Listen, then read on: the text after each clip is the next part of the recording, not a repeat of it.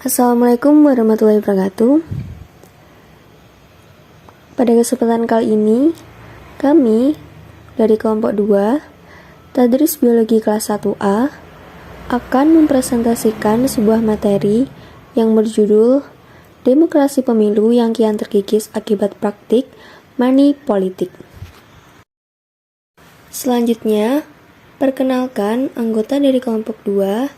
Yang pertama ada Ali Zainal Abidin, nomor absen 4, Alexandriani Mafiro, absen 5, Alfi Nurdayati, absen 6, dan Siti Aisyah Permatasari, absen 32.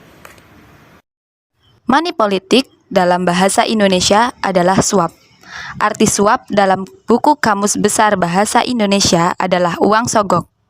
Politik uang atau money politik dapat diartikan sebagai upaya mempengaruhi perilaku orang lain dengan menggunakan imbalan tertentu.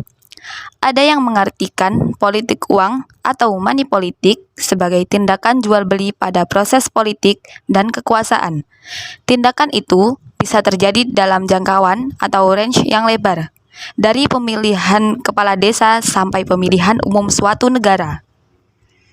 Politik uang atau money politik merupakan suatu fenomena yang dapat mengikis demokrasi pemilu di Indonesia. Dengan kata lain, praktik politik uang merupakan suatu tindakan melanggar nilai Pancasila, yaitu sila keempat. Sila keempat mengharuskan negara untuk menjamin bahwa rakyat dalam menjalankan kedaulatannya benar-benar secara demokratis dan tanpa diskriminasi melalui wakil-wakilnya. Negara wajib menampung dan memperjuangkan aspirasi dan kepentingan dari seluruh rakyat yang memiliki kedaulatan tersebut. Pemimpin harus memiliki akal yang sehat, rasional, berhati nurani, arif, dan bijaksana, jujur, serta adil sehingga dapat menjadi pemimpin yang mumpuni dan berintegrasi melalui bentuk dan arahan permusyawaratan atau perwakilan. Jika dikaitkan dengan money politik, maka praktek money politik sangat bertolak belakang dengan nilai-nilai tersebut. Praktek money politik di Indonesia. Tak jarang di Indonesia ditemukan kasus money politik yang muncul ketika menjelang pemilu, baik pemilu legislatif maupun eksekutif. Bahkan di daerah pedesaan pun tak luput dari praktek money politik ini demi membeli hak suara pilih dari rakyat Indonesia. Praktek semacam ini sebenarnya sudah tumbuh sejak pemilu pertama Indonesia di tahun 1955. Kala itu, PNI yang merupakan salah satu partai tertua di Indonesia membagikan sejumlah uang kepada tokoh-tokoh pada tingkat lokal agar bisa memenangkan pemilu. Berkaca pada budaya lama bangsa Indonesia, agaknya praktek money politik bukan lagi dipandang sebagai sesuatu yang tabu. Kebiasaan tersebut telah ada sejak zaman Orde Lama berkuasa. Di zaman sekarang, praktek money politik bukan hanya berupa sekarung dana. Pemenuhan berbagai kebutuhan pokok seperti sembako menjadi cara baru bagi elit politik dalam membeli suara masyarakat Indonesia.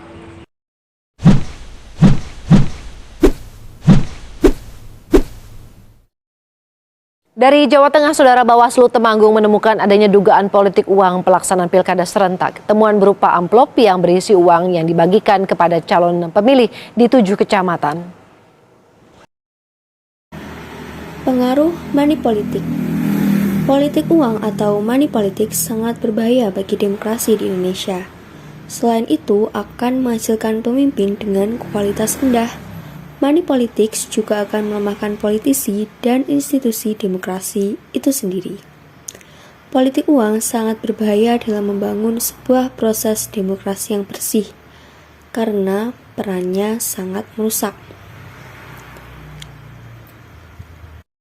Pertama, politik uang merendahkan rakyat.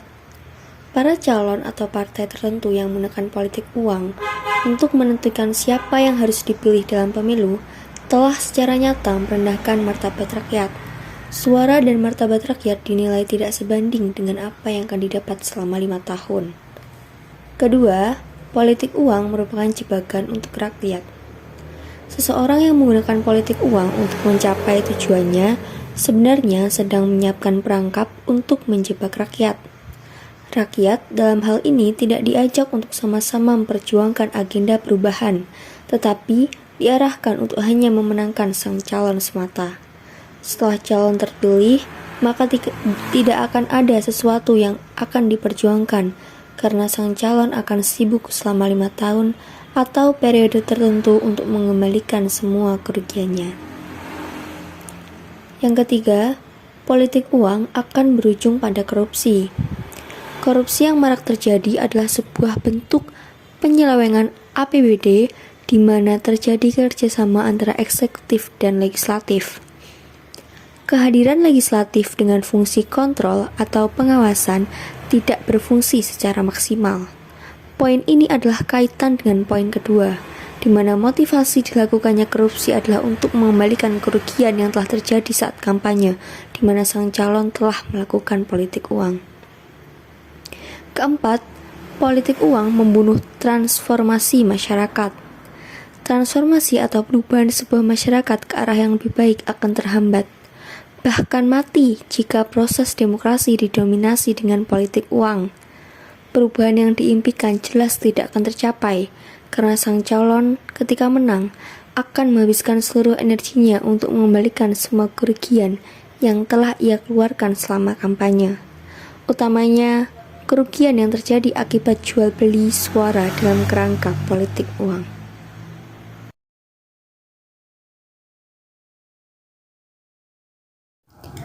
Upaya mencegah dan menyelesaikan praktik money politik di Indonesia. Kita sebagai kaum intelektual harus bisa menanggapi hal yang demikian. Contohnya mencegah hal-hal yang mungkin akan terjadi praktik money politik. Di antaranya sebagai berikut. Yang pertama yaitu menolak praktik politik yang ditawarkan oleh tim sukses dari calon.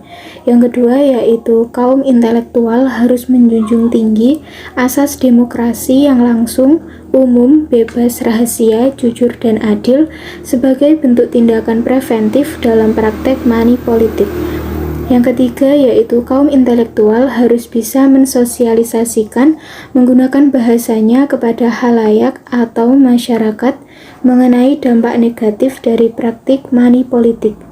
Yang keempat yaitu memaksimalkan pendidikan yang ada di lembaga-lembaga politik seperti partai politik, organisasi masyarakat, bahkan instansi pendidikan seperti sekolah yang diharapkan mampu kembali menerapkan pola pendidikan yang baik untuk menyadarkan masyarakat tentang pentingnya politik dan mengubah budaya negatif seperti money politik dalam kehidupan politik rakyat Indonesia.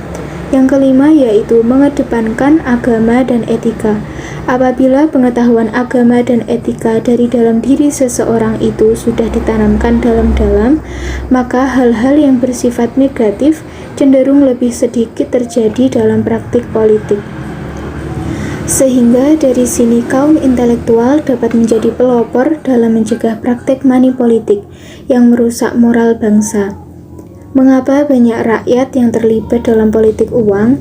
Karena keadaan masyarakat yang sekarang di mana terjadi ketidakmampuan untuk memenuhi kebutuhan dasar seperti makanan, pakaian, pendidikan, dan kesehatan. Nah, kondisi seperti itulah yang memaksa dan menekan sebagian masyarakat untuk segera mendapatkan uang. Money politik pun menjadi ajang para rakyat untuk berebut uang.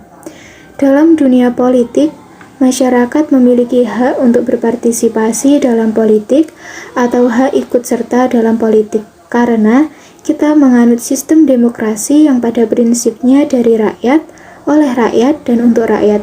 Namun pada kenyataannya sekarang partisipasi masyarakat sangat rendah karena disebabkan rendahnya pengetahuan masyarakat tentang politik. Untuk menjadi kaum intelektual yang sesungguhnya, harus pula melewati beberapa tantangan, yaitu tantangan kaum intelektual terhadap masyarakat.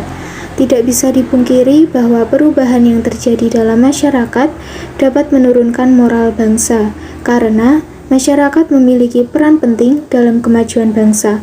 Kaum intelektual memang bukan satu-satunya yang harus menyelesaikan persoalan tersebut. Namun, perlu digarisbawahi bahwa kaum intelektual sering disebut sebagai agen perubahan atau agent of change.